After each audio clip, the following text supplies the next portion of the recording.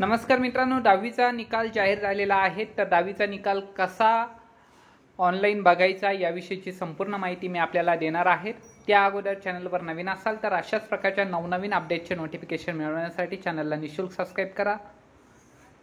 10वीचा result check करण्यासाठी आपल्याला Google open करायचं आहे। गुगल ओपन केल्यानंतर या ठिकाणी महा SSC रिझल्ट असं सर्च करायचं आहे।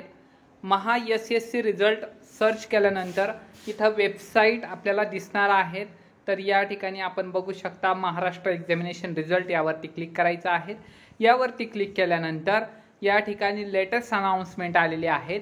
SSC एक्झामिनेशन मार्च 2024 रिझल्ट, तर यावरती क्लिक करायचं आहे। यावरती क्लिक केल्यानंतर आपला जो काय रोल नंबर आहे तो या ठिकाणी एंटर करायचा आहे आणि मदर नेम या ठिकाणी एंटर करायचे आहेत। तर मी या ठिकाणी मदर नेम एंटर करतोय। त्यानंतर व्ह्यू रिझल्टवर क्लिक करायचं आहे।